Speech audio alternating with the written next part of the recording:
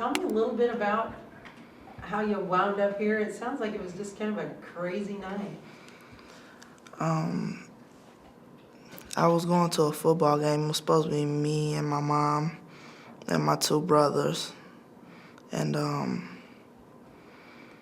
my mom had to leave to take her boyfriend home, and she was going to come right back. And we go to the ticket booth to buy our tickets, and they told me because I didn't have ID that I had to go back to the end of the line. So on our way back to the end of the line, the principal comes up and she says, because I don't go to that school, I couldn't go. So I had to leave or go on the other side. I asked her, if I'm here for Maryville, why do I have to go on the opposite team side? And she had the police come in my face and rush me down. So I went to the end of the gate, and I called my mom. I told her what happened. She said, well, get my brother, because I had told them to come in, to go ahead and go in, because they had their stuff already. So I told them to go in before me. So I had to look for them. They wouldn't let me in the gate. They wouldn't call them over the intercom. And so I'm just trying to find people walking past that know them. So finally, my brother, I see him at the top row. I told him to come in, so he comes down. I'm talking to him, I'm telling him we gotta go. And the police comes over there, and he says, okay, you gotta leave. I said, okay, well, can I just get him first, and then we can go? He says, no, you have to leave now. So me and my friend start walking. We're walking down the street through the parking lot, and he's following us. Then he starts telling me that I was walking too slow. So I start walking faster. And I see my little brother, he's running to try to catch up with us. So I start trying to slow down because he's trying to catch up. You know, my brother, he's sort of heavy set. So he starts yelling. He says, what's your name, what's your name? And the other girl answers. So I'm thinking he's just talking to her. So then he grabs my arm real tight, and that's when my brother comes, and he starts yelling. He's like, let my sister go, and he's crying and stuff. He's like, let her go. So I'm trying to push my little brother back, and he's pulling on my arm. I'm trying to tell my brother, just go back, and the man shouting in my ear. I said, what's your name? I said, what's your name? I'm just trying to get my brother back, because my brother has a real bad temper. So finally, the other person I was with grabs my brother, and that's when he throws the handcuffs on me and puts me behind my back. And then he drags me to the car, and then my mom pulls up, and he tells her I was cussing her out and I was refusing to give him my name. And then we get in the car and we leave. And then he turns around and he says, well, you're going to jail now. And then he laughs. And he said, by the way, I already knew your name. The principal had already told me. Do you feel like sometimes maybe you get targeted? Do you feel like, the school identifies kids that they think are, what, troublemakers or how? Yeah. And the principal had told my mom it was a mistake for me transferring out of there, which I thought it was a good idea because now my grades are better and I'm actually going to school. So you transferred out of that school to another school? Mm-hmm. So yeah, tell me about what school's like for you. What kind of kid do you think you are? I don't think I'm a bad kid at school. I think that school wasn't good for me. So what school do you go to? Companion. So how is Companion for you? Do you like it there? Yeah. It's real good. The teachers, they take time to actually teach you how to do the things. Like Maryville, they got so many kids in one class that if somebody don't get something, they just forget about you. So this isn't your first time here. You've been here before. What's this whole experience like for you and for teenagers in general?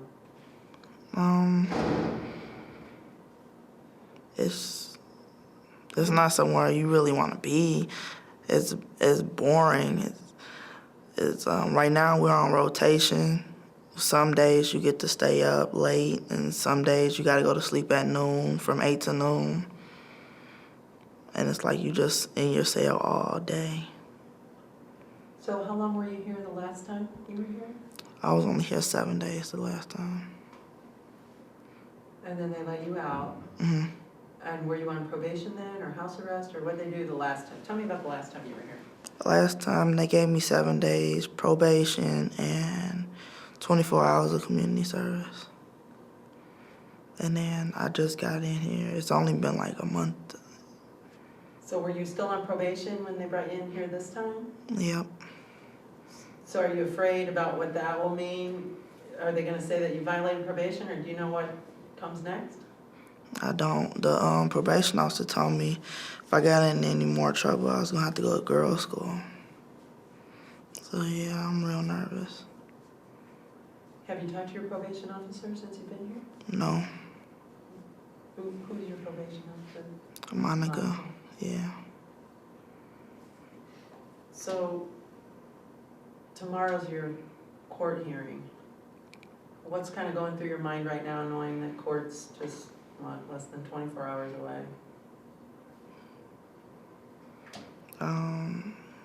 I'm trying not to think about it. It's making me real nervous. I just don't know what's gonna happen.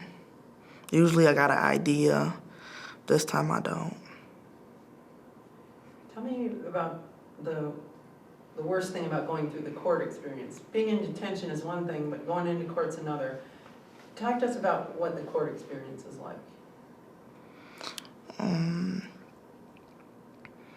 The court experience, it's not that bad. They have the probation officers come talk to you about what they think is gonna go on in court before you get in court. And it just really depends on what the judge says. But really you have an idea what's gonna happen. But since I haven't talked to her, I really don't know. What do you hope happens in court tomorrow? I just hope I get to go home. If anything worse comes, house arrest, I guess. And what would house arrest mean? Do you know what happens with house arrest? Explain house arrest.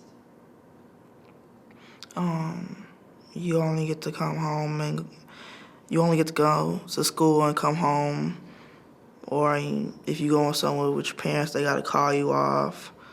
And you gotta have strict phone calls. You gotta be off the phone by certain times.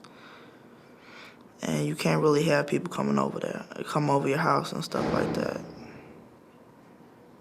So, I know most every kid we talk to, their biggest fear is either boys' school or girls' school. Tell me what you know or have heard about girls' school. And you can start by saying girls' school is whatever. Girls' school is, from what I've heard, like the worst thing that could happen. It's like everybody says it's the worst thing. I've never been there, but everybody just says it like it's just the worst thing. I don't know what goes on there. And do you know where it is, where you go? I think there's one in Indianapolis, so you're not real close to home. So when you get in court tomorrow, what do you want to tell the judge? Can you envision in your mind what you're going to say to her or him? I think it's her.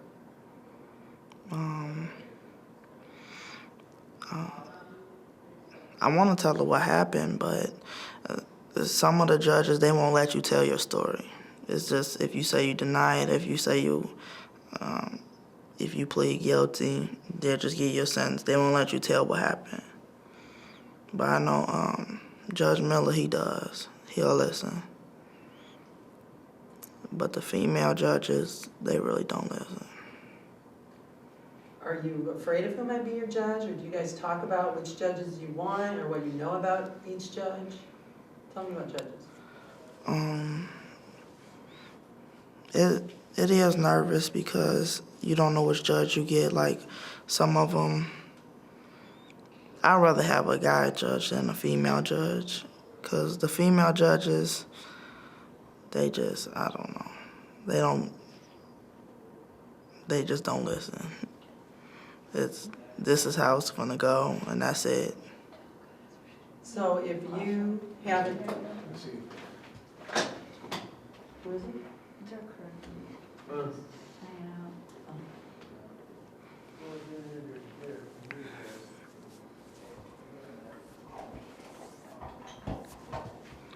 Bad crew member. It's noisy there. The vents.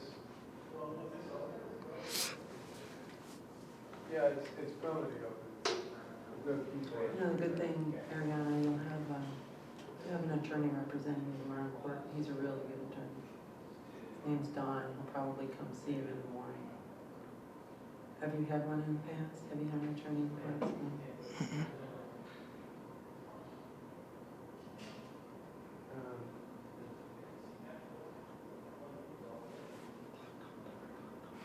It's noisy. It's really noisy. Oh, in the cell it's not. Why don't they just go check it out? I'm waiting for you guys to decide. So he hasn't spoon-fed everything? What happened? I said that, do they have to get spoon-fed for everything? Can't they just go figure it out? Ah! I'm sorry.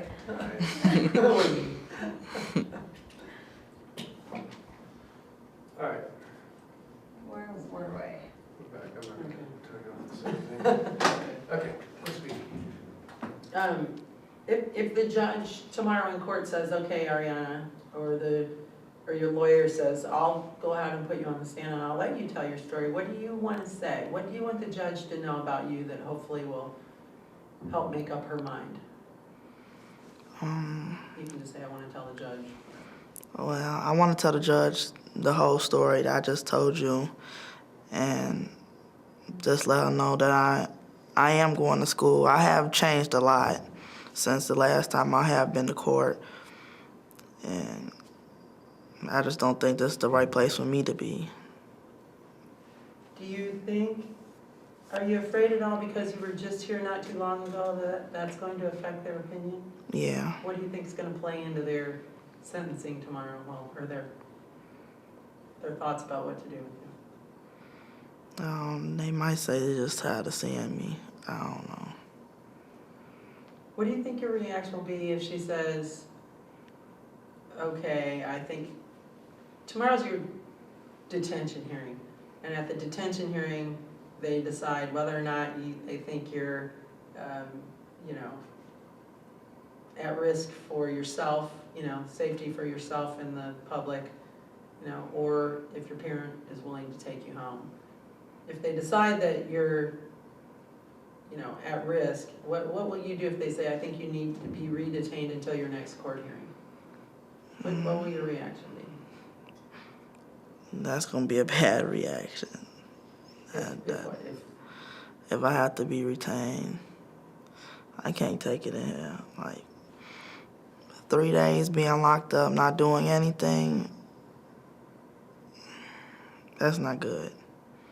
Like, they'll keep you locked up for a week and a half. After a while, you start to get a little crazy. It's not, you can't just stay in a cell a week and a half. Do you get to do rec or any programming here with anything at all? I haven't, no. So what would you tell other kids who don't know what detention's like about what the whole experience is like from the minute you come in until now? Well, I'd say what you see on TV is not actually how it's really done. Like in the intake room, that's not how it would have went. How do you think it would? It would have been really they wouldn't have asked no questions. They just would have had me fill out the papers, take the test, and sit in the cell. That's all it would have been. Then when I came in here, well, they would have did the same thing. but it really isn't how you see it on TV. It's not really fun how they make it how it seems. It's very boring. Is that the worst part, just the boredom? Yeah, it makes you think about a lot of things. But still, being locked up for a week and a half, you see why a lot of kids have to go through those testings and things. Because I couldn't take 3 days in the cell. You're over there with some girls who've been there for a while. What do they say about how long they've been here? How do you feel about the other girls that you're in the pod with? Because when you first come in here, you don't know anyone, right? Mm-mm. So tell me about what it's like kind of meeting the people that you've met over there. Some of them been in there 3 months, 4 months. And at first you happy, like, I'm glad I don't have to do all that. Hopefully I'm gonna get out of here. But then it's like, that could be you. When I go to court, that could be me. And it's just like, how do they do that? 3, 4 months. And they always seem to be so happy. It's like, how are you happy and you're in here? I don't know. We've had some kids tell us that they just have so much drama at home, that even though they don't like being here, you know, that home isn't easy either. I know you've got brothers at home, so, you know, tell me how it is for you at home. And Well, yeah, I do have the 2 younger brothers and the 1 older brother. And I've really been taking care of my 2 younger brothers since I was 13, because my mom's always been at work. And my stepdad, he was a crackhead. So I basically raised them too. well, no wonder they're so close to you. Yeah. And you're young though, Ariana, to be taking care of. You shouldn't have to be taking care of siblings when you're still just a teenager yourself. Yeah, no. It's hard. Does your mom realize that, you know, you still need attention too, or? I don't know. She's just all about work. But that's a lot of responsibility for, what are you, 16? Mm-hmm. You've been taking care of them for a long time? That's a lot. So does it, since you're so used to being around them so much and they're so used to having you, does it bother you that you're not home right now because you're the one that they go to? Mm-mm. Those kids are bad. No. Mm-mm. Sometimes I wish I could just drop them off somewhere. They always fighting. They fight over stupid stuff. And you're the one who's primarily there to Mm-hmm. take care of them.